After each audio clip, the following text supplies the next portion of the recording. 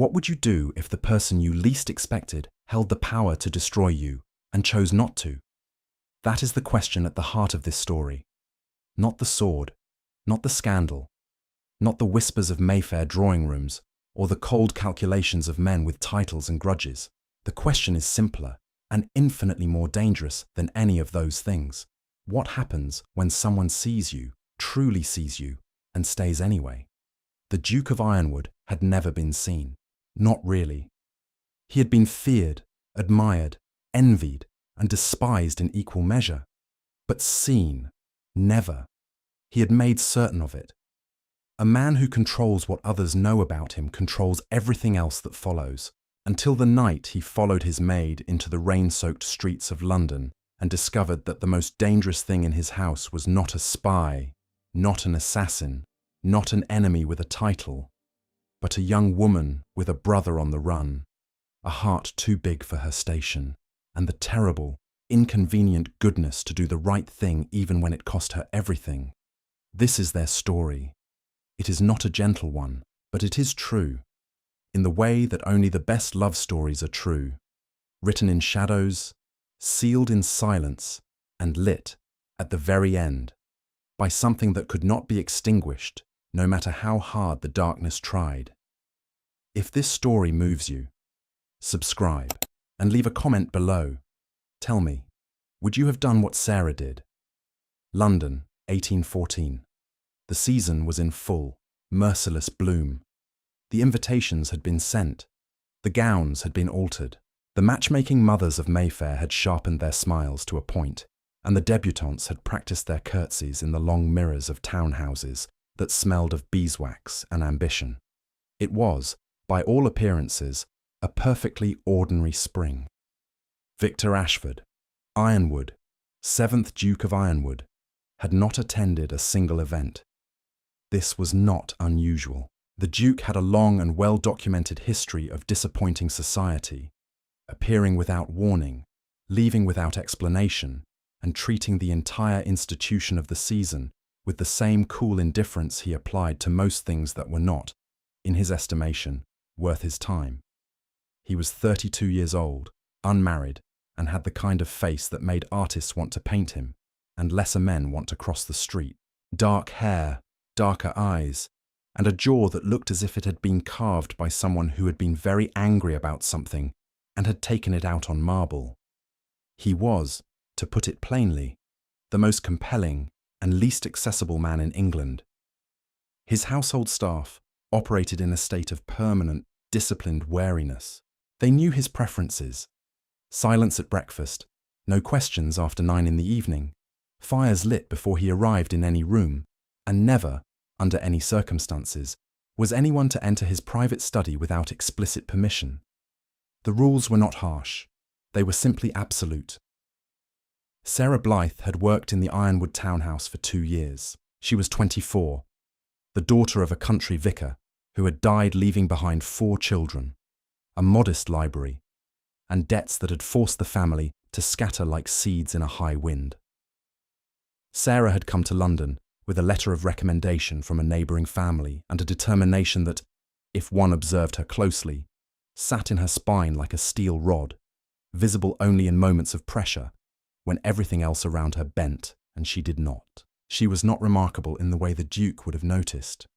She was not, by the drawing-room standards of the day, a beauty, though she had the kind of face that improved considerably the longer one looked at it, with grey eyes that saw too much and a mouth that pressed together when she was thinking hard about something. She was quiet, thorough, and kept her opinions to herself with a discipline that came not from submission, but from strategy. The Duke had barely looked at her. That was about to change. It began on a Thursday. Victor had risen before dawn, as he often did when the dreams came, the ones that deposited him in a courtyard in France, 22 years old again, making decisions that still woke him with his hands clenched and his jaw aching, and had gone to his study to deal with correspondence that had been accumulating with the particular reproachful patience of things that could not be ignored indefinitely. Among the letters, invitations, requests, the usual performance of a duke's administration, there was something else, A folded note, unsigned, written in a hand he did not recognize. The content was brief.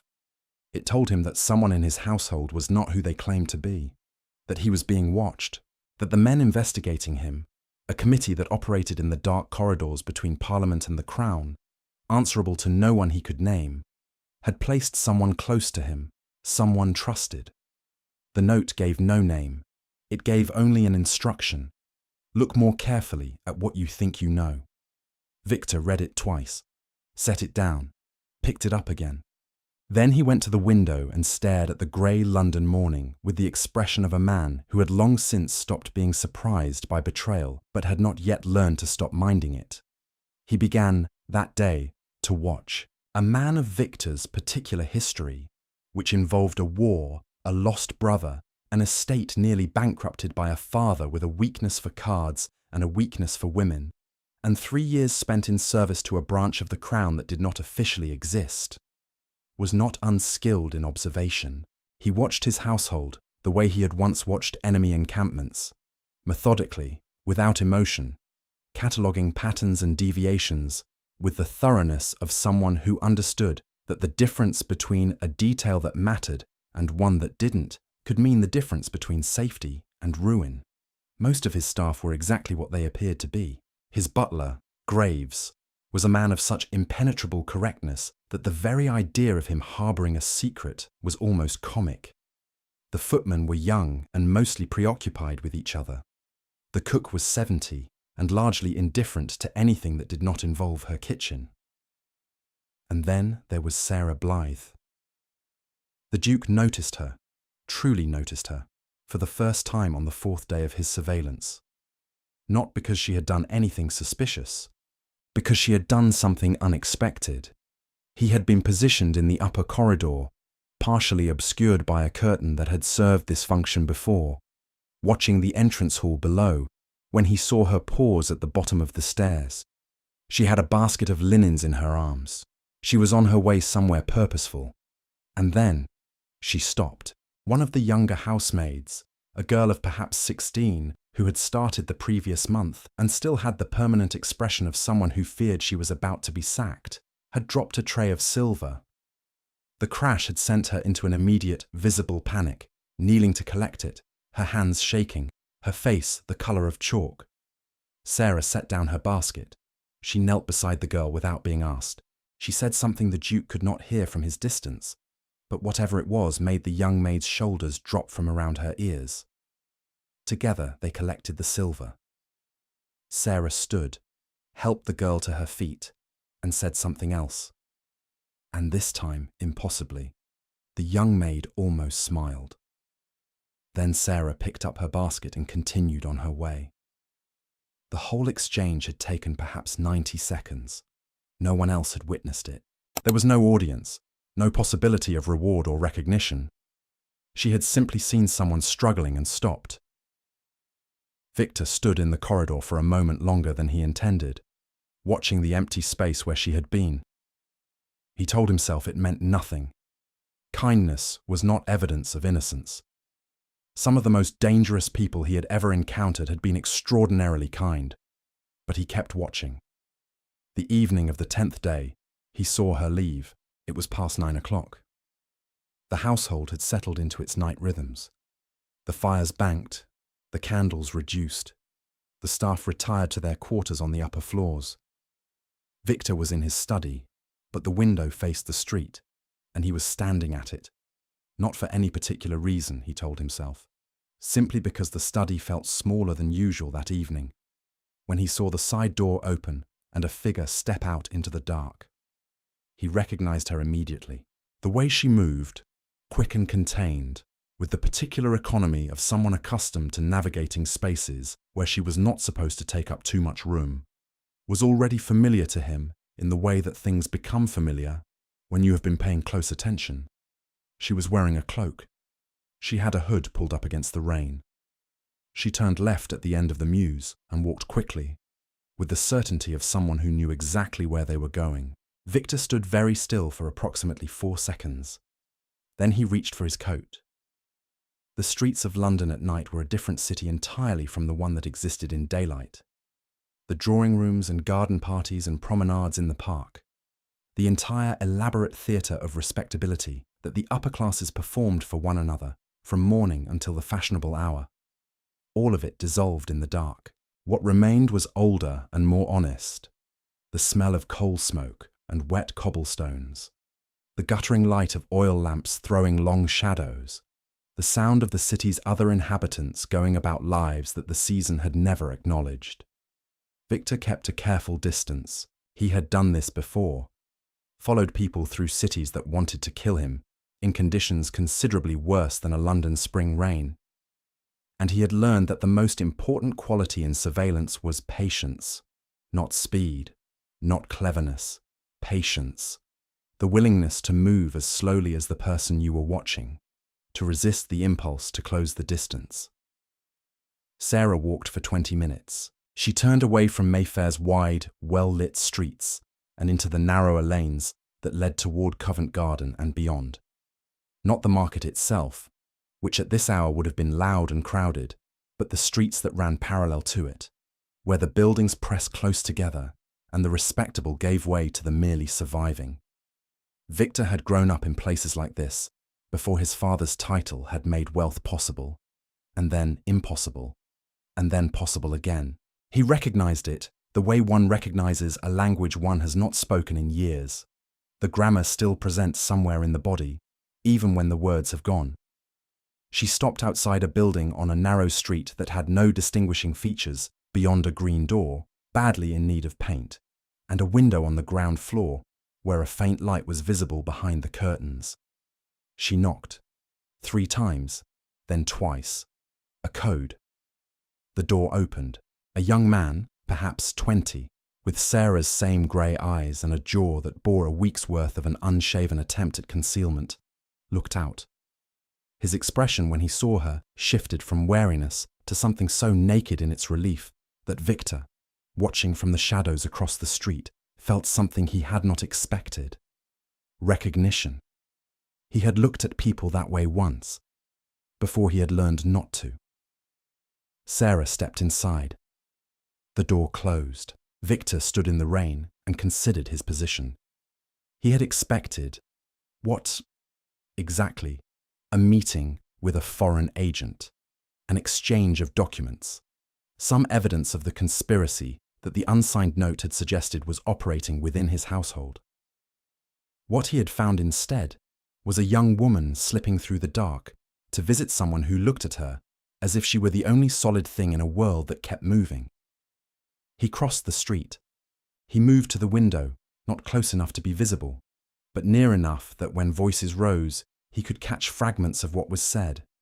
He heard her voice first, low and quick, with an urgency she had never once displayed in his household. He heard a name, Thomas, spoken with the compressed tenderness of someone rationing emotion carefully because they could not afford to spend it all at once. Then the young man's voice, rougher, strained, telling her something was wrong, that someone had been asking questions about him at his former employers, that there was a particular man with a particular function, who had been hired by someone with the means to hire such people, and that this man had a name that made the street feel suddenly colder. Victor recognized the name. He stood very still in the rain. The name the young man had spoken, Thomas Blythe, if the shared surname meant what Victor suspected, was that of an investigator who worked for the same committee that had sent Victor the unsigned note. A man named Cartwright, who was known in certain circles for the thoroughness with which he completed assignments and the complete absence of anything resembling mercy in how he went about it. Cartwright was hunting the girl's brother, and the committee that employed Cartwright was the same committee that was investigating Victor. The pieces arranged themselves in his mind with the particular cold clarity that had kept him alive through situations where clarity was the difference between surviving and not.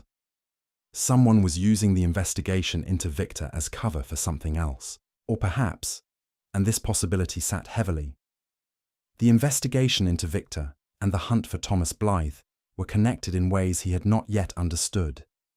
He needed to think. He needed information. He needed, with some urgency, to not be standing in the rain outside a building in Covent Garden where a member of his household was visiting a fugitive. He retreated to the opposite side of the street and waited. 20 minutes later, the green door opened and Sarah emerged. She stood for a moment in the doorway, her back to Victor, and he could see the set of her shoulders, the way they had dropped from where they had been when she arrived, as if something had been placed on them during the visit that had not been there before. Then she pulled up her hood and turned. She walked directly toward where he was standing. For a fraction of a second, no more, her steps faltered. Her eyes, adjusting to the dark, found him in the shadows. Victor did not move. He had learned, long ago, that movement drew attention far more effectively than stillness, and that there were moments when the only correct response to being discovered was to behave as if discovery had been the intention all along. She stopped 3 feet from him. The rain fell between them. He watched her face cycle through things. Shock, then fear, then something that compressed itself down into stillness with a speed that told him she was considerably more practiced at controlling herself than most people her age. She was calculating. He could almost see it. The possibilities, the risks, the angles. He spoke first. He told her that she need not be frightened, that he had followed her, not with the intention of causing harm, but because he had received information suggesting that someone in his household was not who they claimed to be, and that a man in his position could not ignore such information. She looked at him for a long moment. Then she said, very quietly, that she was exactly who she claimed to be, that she was Sarah Blythe, a housemaid in his employ, and that anything else she was in addition to that was not his concern. He said that on the contrary, given that the men currently watching his household were the same men who appeared to be watching her brother, it might be very much to both their advantages to stop pretending they did not have a problem in common. She went very still. He watched her absorb this. The information that he knew about Thomas, the implication that their situations were entangled, the suggestion that he might be, impossibly, an ally rather than a threat. He watched her weigh it against everything she knew about men of his class and title, and the particular history that had brought her to a maid's position in his house. And he watched the moment, precise, almost visible, when she decided. She said, "Tell me what you know." They did not speak in the street. Victor led her, not instructed, proposed, with the careful precision of a man who was aware that he had very little claim on her cooperation and a great deal of need for it, to a coffee house 2 streets over that he knew to be open at late hours, frequented by the kind of people who minded their own business as a professional practice. They sat at a table in the corner.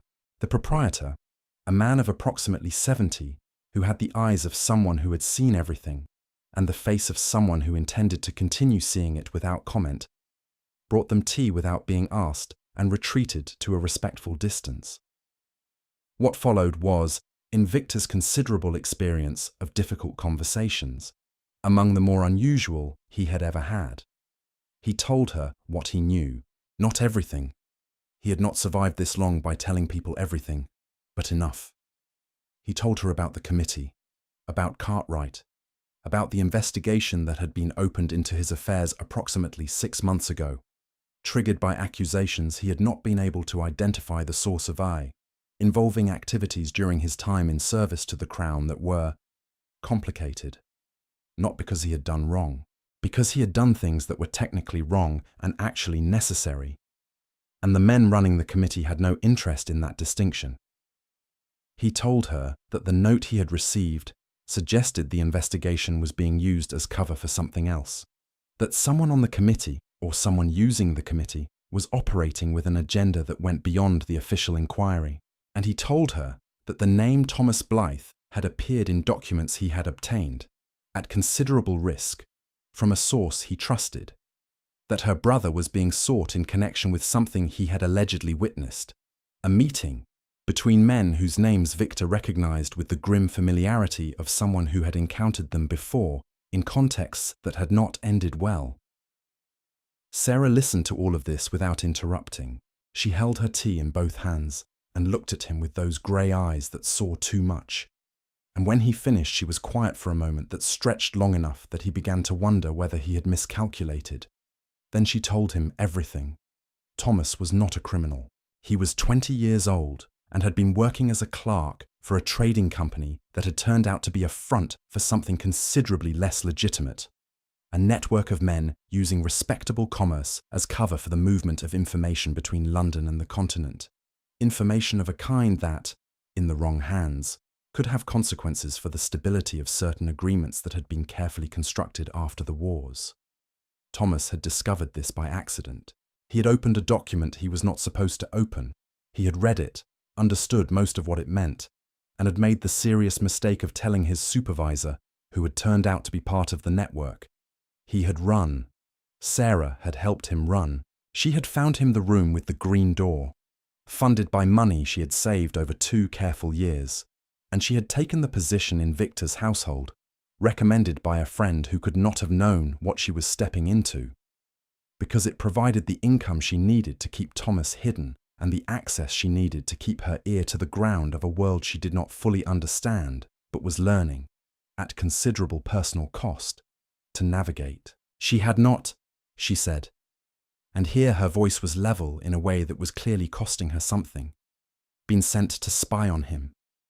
She had not known, when she took the position, that Victor Ironwoode had any connection to the network her brother had stumbled into. The coincidence was genuine, which she understood he had no particular reason to believe, but which was nevertheless the truth. Victor listened to this with the attentiveness he gave to things that mattered, which meant he was watching not just her words, but the way she said them, the moments of hesitation, the things she chose, the things she did not. He had interviewed enough people in enough circumstances to know the particular quality of truth when it was being told by someone who was also frightened. It had a texture that fabrication never quite managed to replicate. He believed her. This was, he recognized, a notable event in his personal history. He did not, as a general rule, believe people. He verified. He confirmed. He operated on the working assumption that everyone had something they were not saying until proven otherwise.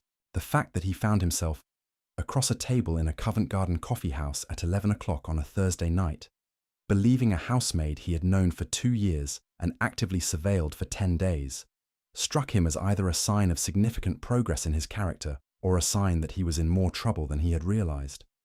He said, "I know where the original document is, the one your brother saw. If we can get to it before Cartwright does, it changes everything. Your brother becomes a witness, not a fugitive. The men using the committee as cover lose the ability to silence him, because the document goes to people they cannot reach." She looked at him for a long time. She asked, "Why would you help him?" He said, "Because if your brother testifies to what he saw, the investigation into my affairs collapses. The source of the accusations against me is the same network Thomas worked for. They are trying to discredit me before I can expose them. Your brother's testimony and my evidence, together, are considerably more difficult to suppress than either alone." She was quiet again. He noticed she had very good instincts. She let silence do the work of pressure, which was a technique he had employed himself, and the fact that she was doing it now made him, against his will, want to smile.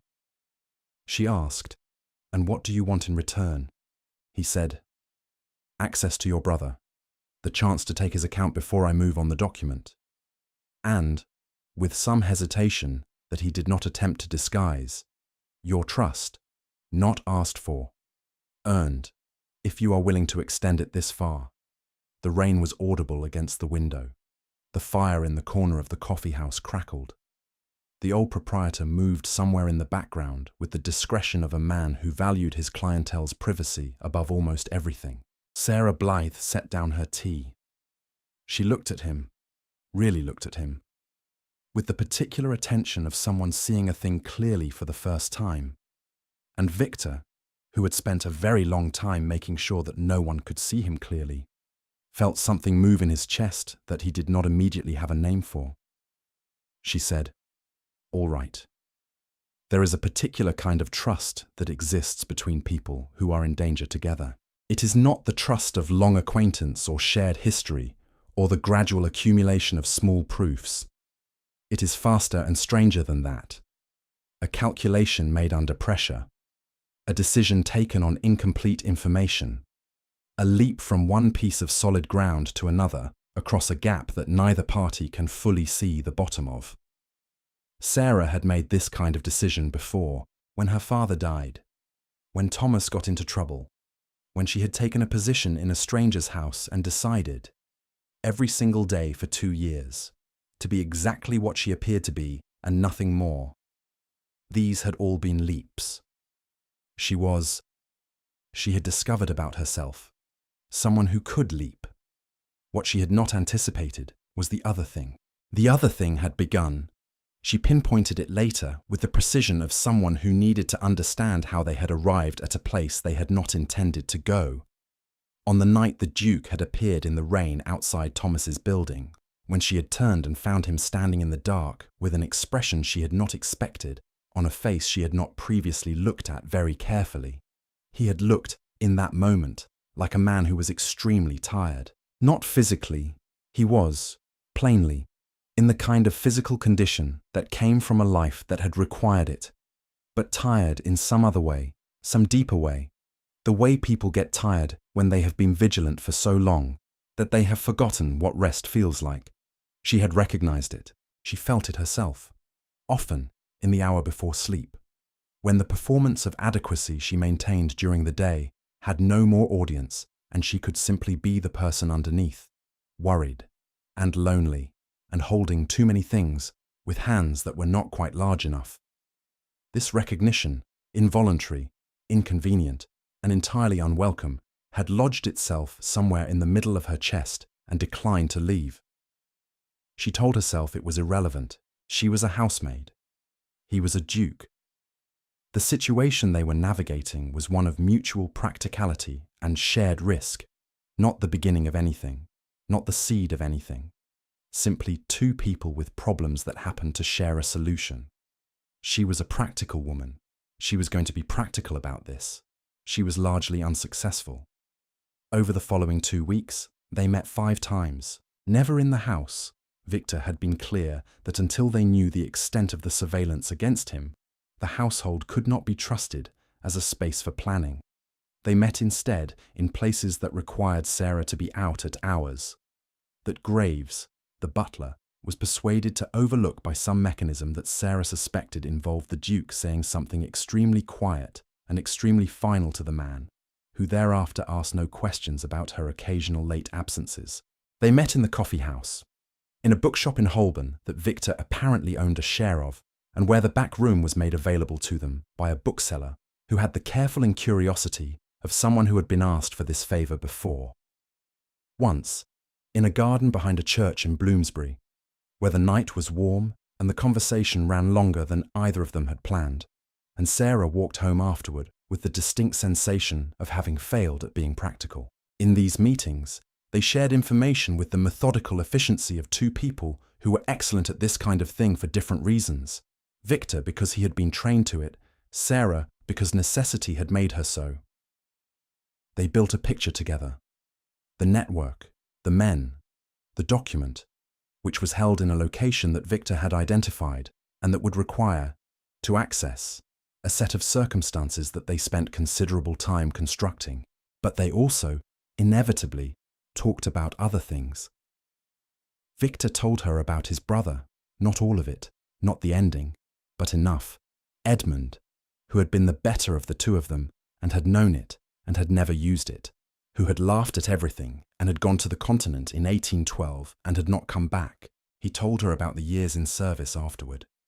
The things he had done in the name of the crown that he did not regret precisely, but had not been able to set down. He told her about the estate and the decisions he had made to save it, and the isolation those decisions had required. He did not tell her that he had not told any of this to anyone before. He did not need to. She could hear it in the way he chose words, carefully, like a man remembering how to speak a language he had stopped using. Sarah told him about her father, about the library, not large, but thorough, the kind assembled by a man who read for love rather than display.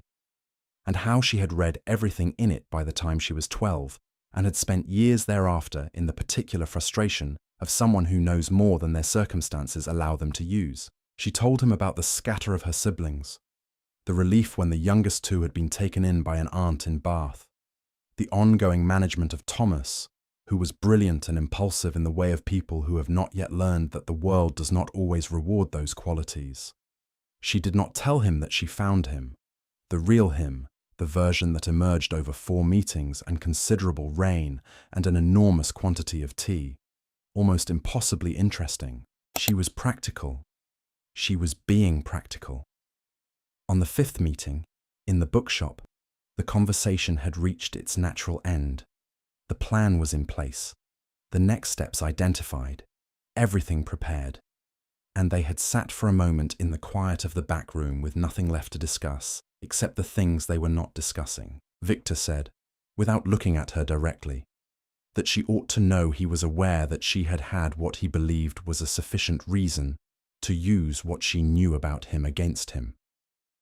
That the information she had gathered in the course of their meetings, about his history, his vulnerabilities, his specific activities during his time in service, would have been of considerable value to the committee that was investigating him, that she could have exchanged it, perhaps, for her brother's safety, that the fact that she had not done so was something he did not know how to account for in any of the frameworks he normally applied to people's behavior. Sarah was quiet for a moment. Then she said, "I thought about it." He looked at her then. She said, "In the beginning, when I first understood what you had told me, about the committee, about the investigation, about the fact that your secrets were worth something to the people hunting Thomas, I thought about it. I sat with it for 2 nights and I thought about it very carefully." She looked at her hands, which were in her lap, and then back at him. She said, "And I decided that I was not someone who did that.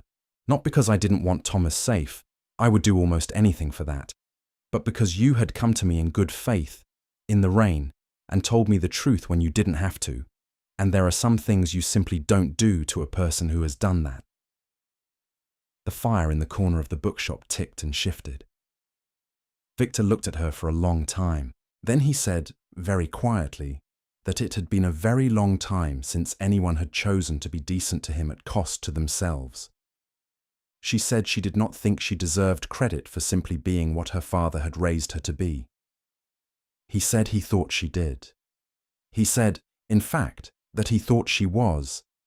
And here he stopped for a moment, choosing, as he always chose, with care, quite remarkable, and that he was aware this was a strange and probably alarming thing for an employer to say to a member of his household staff, and that he did not say it to create difficulty, but only because it was true, and because he had decided, some time ago, that whatever else he was, he would not be a man who left important true things unsaid to people who deserved to hear them. Sarah sat very still.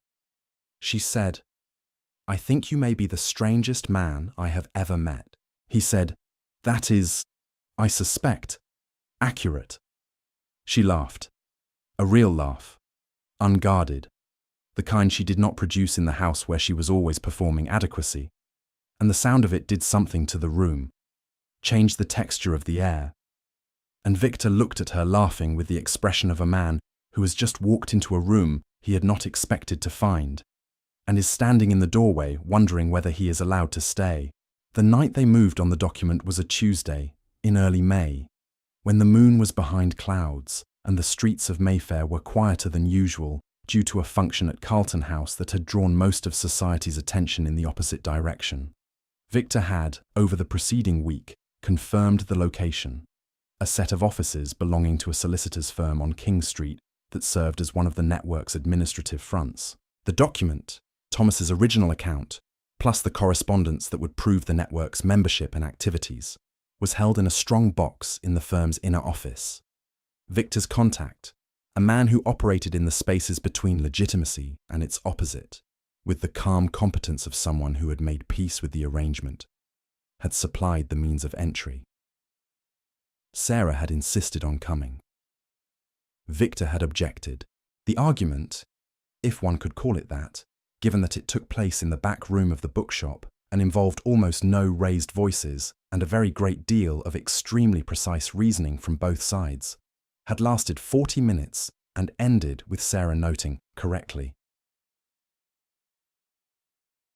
that she knew the area better than he did, that she had spent 2 years navigating the distance between Mayfair and Covent Garden under circumstances that had taught her the important rhythms of these streets, and that his assessment of the risk to her was based on a misunderstanding of what she was capable of. He had looked at her for a moment. Then he had said, "All right." They made their approach from the south, through an alley that Sarah had identified as the route least likely to be visible from the street-facing windows of the building across from the offices. Victor carried a dark lantern, shuttered. Sarah carried nothing, which meant her hands were free, which was, she had pointed out, rather the point. The entry was clean. Victor's contact had been as good as advertised. They were inside in under 2 minutes, in the inner office in under 4, and at the strong box in under 6. The document was there. Victor went through it quickly, with the focused efficiency of a man reading in conditions that discourage thoroughness. He confirmed what Thomas had seen. He confirmed the names. He confirmed, with the particular grim satisfaction of someone whose suspicions have been proven correct, the chain of connection between the network's activities and the accusations currently sitting in front of the committee that was investigating him. He also confirmed something else, a name on a document that made the temperature of the room seem to drop by several degrees. A name he knew: Lord Ellery Vane, Viscount Dunmore, member of the Privy Council, vocal champion of public virtue and private reform, a man Victor had sat across from at committee tables and in gentlemen's clubs, and once, memorably, at a dinner where Vane had given a speech about the sacred duty of the English aristocracy to uphold the integrity of the nation's institutions. His name was on a payment record, a substantial sum transferred in 3 installments to the trading company that had employed Thomas. And beside it, in a different hand, a single line of instructions: ensure the Duke of Ironwoode's activities in 11 and 12 are brought before the full committee before Michaelmas.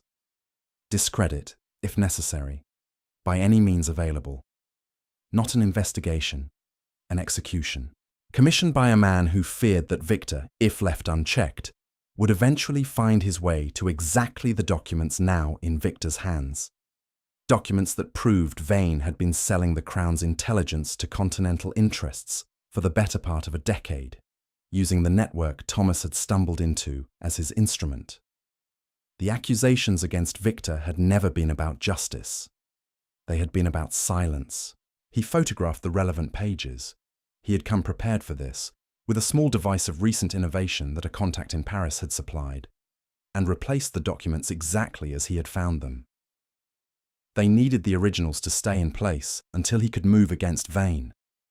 If the originals disappeared now, the network would know they had been compromised, and the operation would close before Victor could act. He told Sarah, quietly, as they made their exit, that he had what he needed. She asked, "All of it?" He said, "Enough, more than enough. Your brother is safe. The testimony he can give, combined with what I now have, will make it impossible for Cartwright to continue the pursuit. I'll see to it within the week." They were back in the alley, moving toward the street, when Sarah stopped.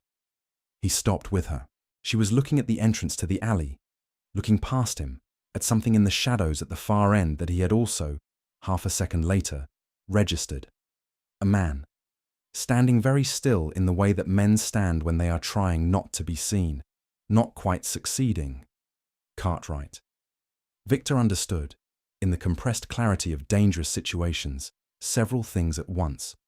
That Cartwright had not been following Sarah, that he had been following Victor, that the committee's surveillance of Victor had been tighter than Victor had believed, and that Cartwright had stayed back, had waited.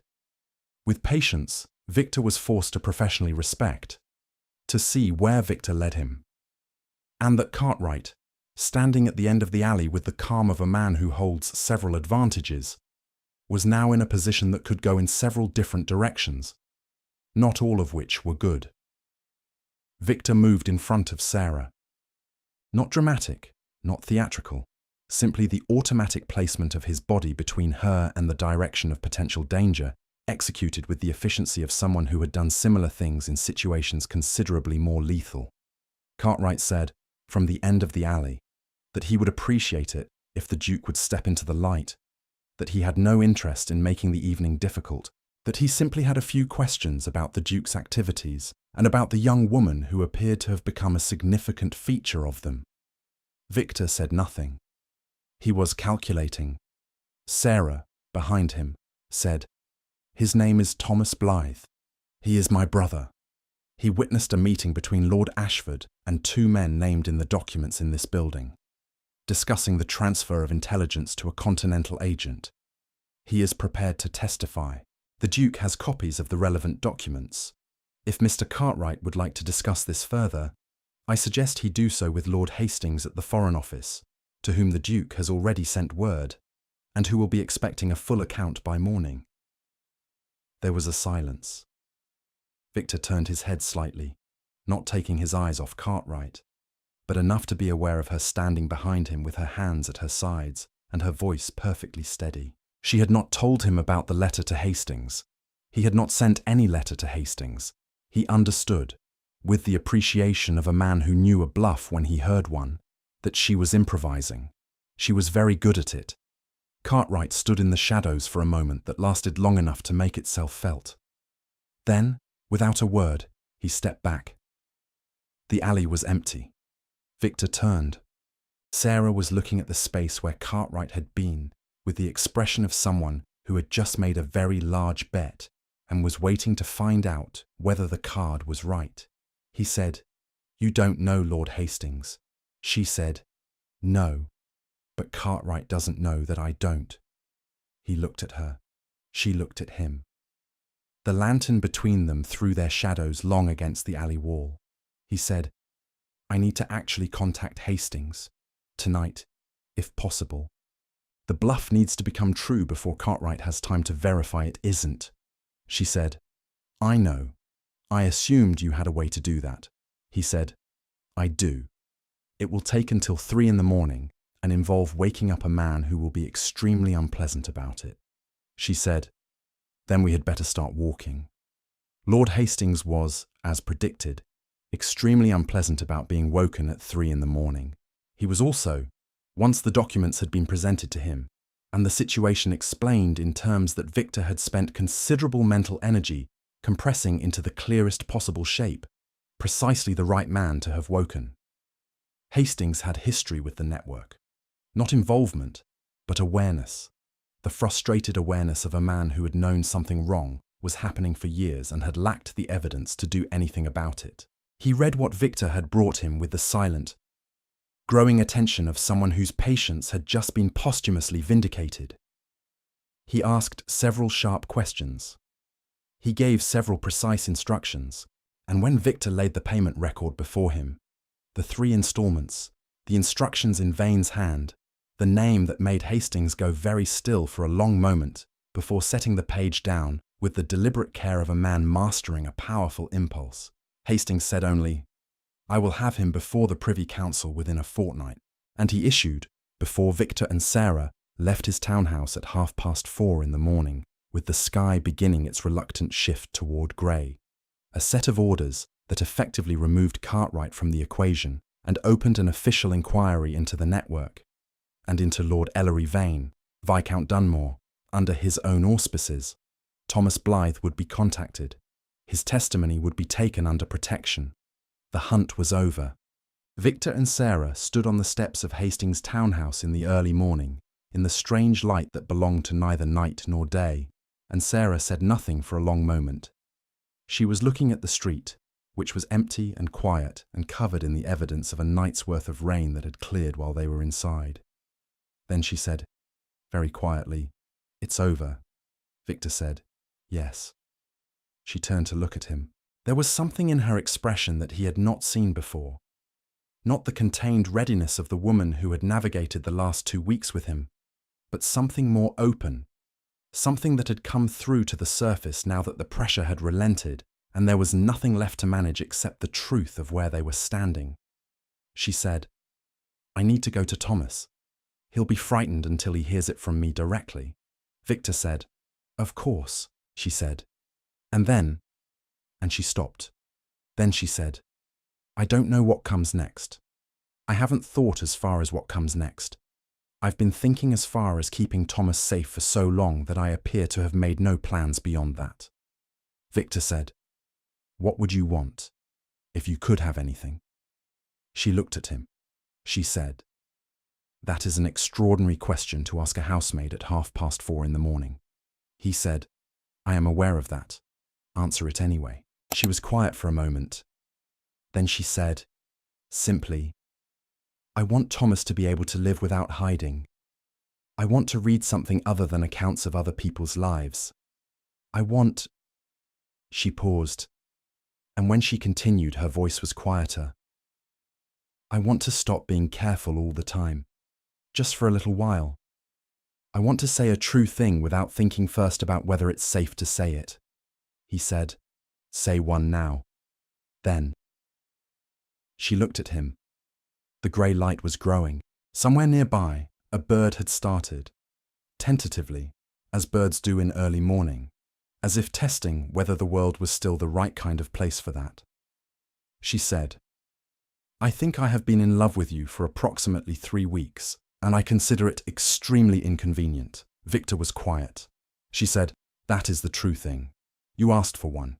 He said, "Yes, I did." He looked at her, the way he had begun to look at her, in the last several meetings, when he thought she wasn't watching and sometimes when he knew she was, with the expression of a man who has had something confirmed that he had been very carefully not confirming even to himself, because confirming it meant having to do something about it.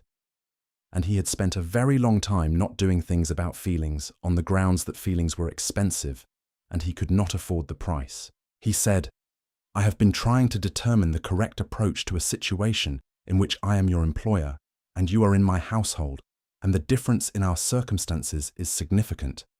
And I am aware that all of these things constitute reasons why what I want to say is something I should not say." She said, "And what do you want to say?"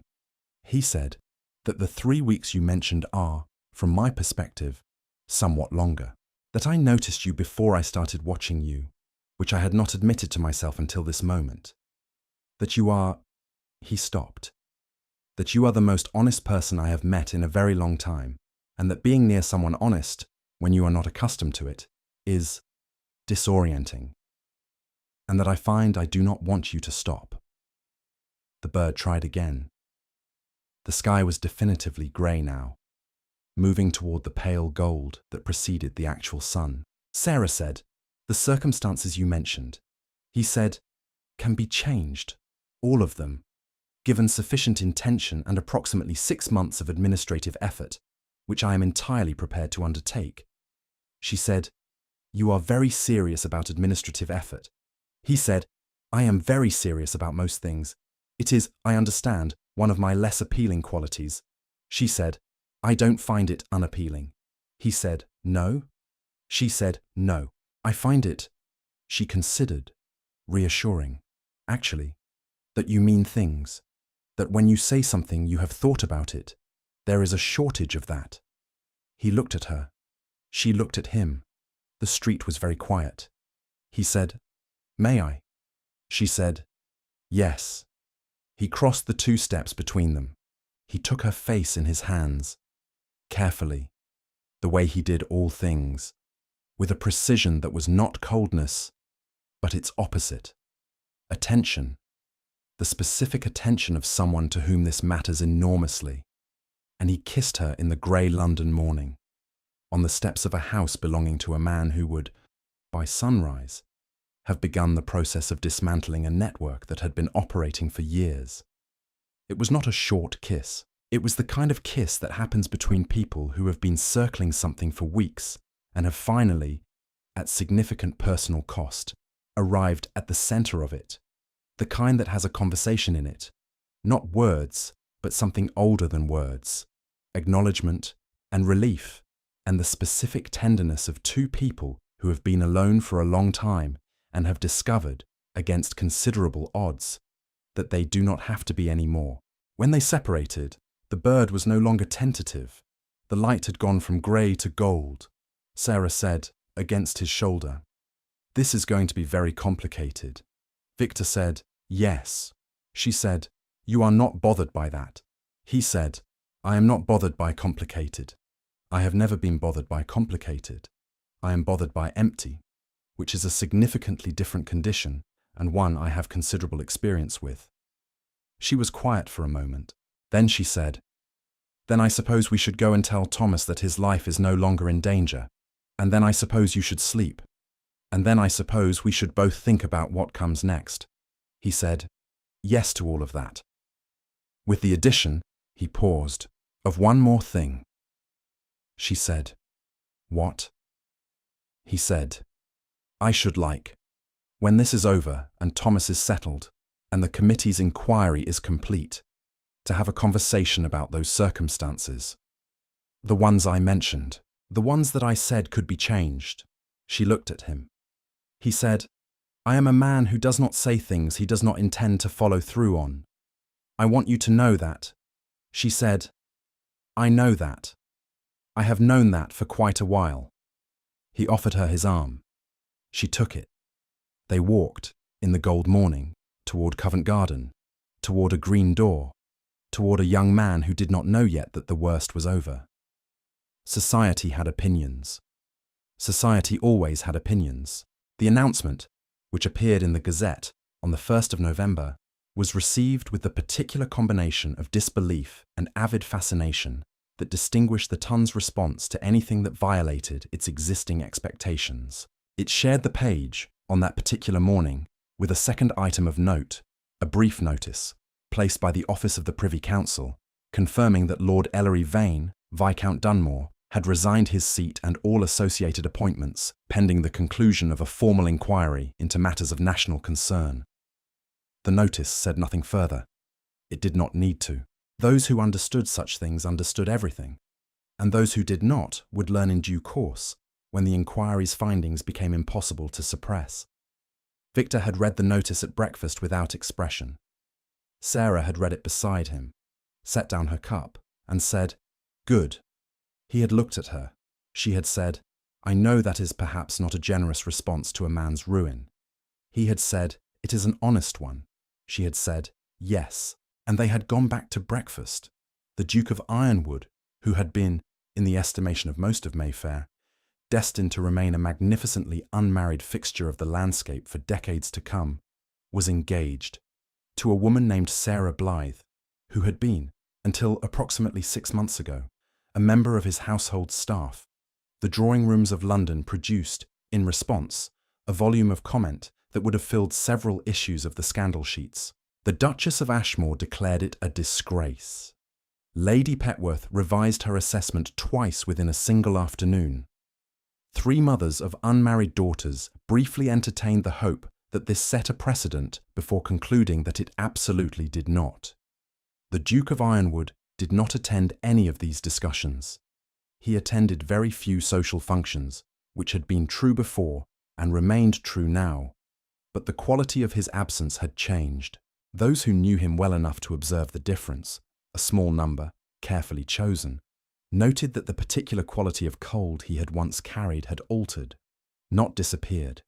He was not, and would not become, a warm man in the conventional sense, but there was something in him that had shifted, some internal adjustment that could be felt in the way he was present in a room, the way he listened when someone spoke, the way he occasionally, not often, but occasionally, and always when he thought no one was watching, smiled at something his fiancée said, with the expression of a man encountering a specific kind of luck he had not expected to have.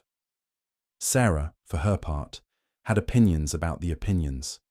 She had acquired, in the months since the night of the documents and the conversation on the steps and the early morning walk through London, a number of things she had not previously possessed.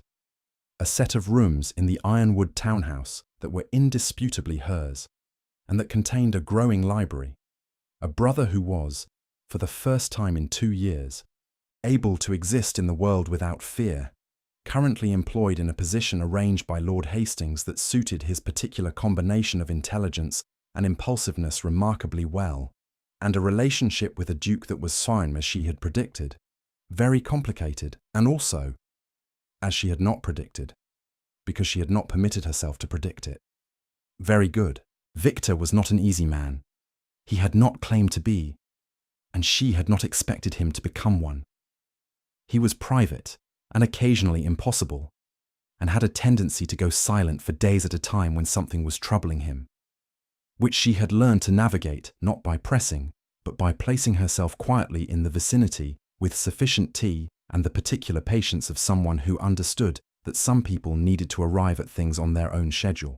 In exchange, he gave her, with a thoroughness that was entirely characteristic, his full and considered attention. He listened when she spoke. He took her thinking seriously.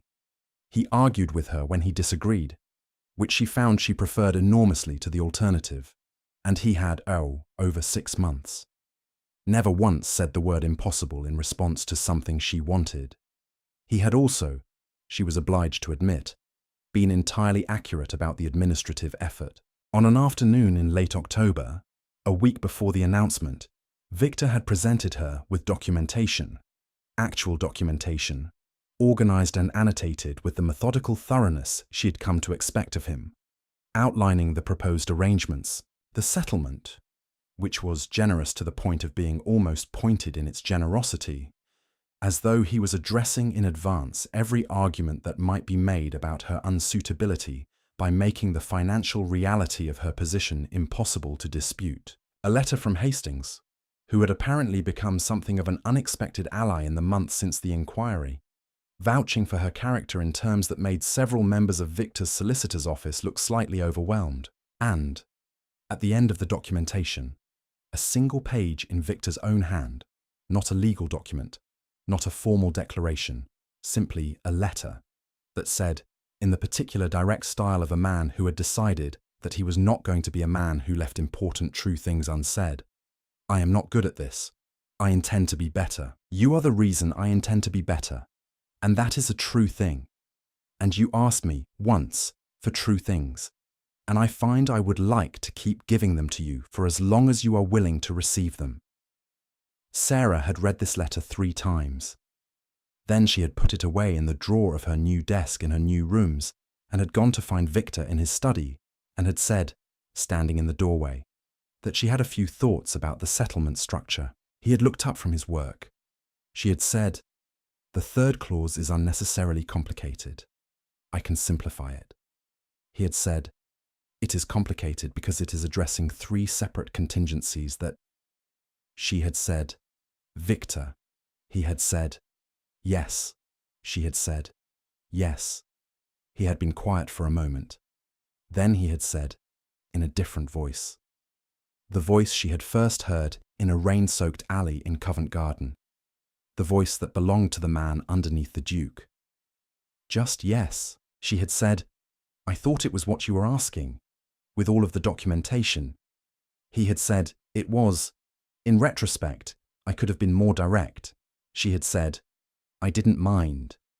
He had stood up from his desk. He had crossed the room, with the same economy he always moved with, nothing wasted. And he had taken her hands. And for a moment they had simply stood there in the study, with the afternoon light coming through the window and the fire in the corner and the sounds of the house around them. And it had been the closest thing to quiet that either of them had experienced in a very long time. Then he had said, "I would like to be your husband, and I would like to spend a very great deal of time on the administrative effort of making you happy." She had said, "That is the most Victor Ironwoode thing anyone has ever said." He had said, "Is that a problem?" She had said, "No. It is, in fact, precisely why I said yes." They were married in December, in a ceremony that was small by the standards of the Duke's position and large by the standards of Sarah's previous expectations, attended by a carefully selected gathering of people who were either genuinely happy about the match or sufficiently pragmatic to appear so in the Duke's presence. Thomas sat in the front row. He was wearing a coat that Victor had, in a gesture of the kind he preferred not to be acknowledged, quietly arranged, and that Thomas, who had inherited his sister's instinct for identifying the true nature of things, had quietly thanked him for without making anything of it, which Victor had found, and would never say, something close to perfect. The ceremony was brief and exact, which was appropriate. The vows were traditional, which was also appropriate, because they meant what vows are supposed to mean. I see you. I choose you. Whatever comes next, I choose it with you. Afterward, in the carriage, Sarah said, I keep thinking about the night in the alley. When you stepped in front of me, Victor said, it was the obvious tactical position. She said, that is not why you did it. He was quiet for a moment. Then he said, no. She said, when did you know that it was more than the situation, more than the practical arrangement? He said, the 90 seconds with the maid and the dropped tray. Before I started watching you for the wrong reasons. I saw you stop when you didn't have to, and I thought. And here he paused, choosing with the care she had come to love about him. I thought, there is someone worth knowing. Before I knew anything else. That came first. Sarah looked at him. Outside the window, London moved past in its winter grey, lit here and there by the warm yellow of lit windows, the scattered evidence of lives happening inside buildings, fires and meals and voices, and the whole ordinary texture of the world going about its business. She said, I am glad you followed me. He said, so am I. She leaned against his shoulder. He put his arm around her with the precise, considered care of a man who still found that certain things required his full attention to get exactly right, and who found, increasingly, that this was not a burden, but the opposite of one. Outside, London carried on. Inside the carriage, two people who had come to each other through secrets and rain and the particular courage of choosing trust in the dark, sat together in the quiet and watched the city they both belonged to pass by the window. And neither of them said anything, because there was nothing left that needed to be said. Some loves are born in ballrooms, in the candlelight, with orchestras and the approving gaze of society, and some are born in rain-soaked alleys, in the back rooms of bookshops, on the steps of houses at 4:30 in the morning, between two people who had each given up, in their different ways, on the idea that anyone would ever really see them. Both kinds are real, but only one of them is a story worth following into the dark. Did this story move you?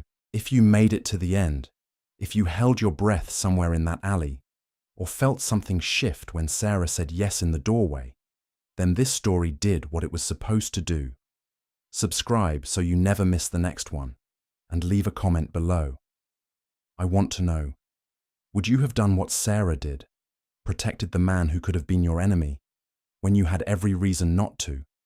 Or would the temptation of saving your brother have been too great? There is no wrong answer, only honest ones. And if this story taught us anything, it's that those are the only ones worth giving. Subscribe, comment, share with someone who needs a love story with teeth.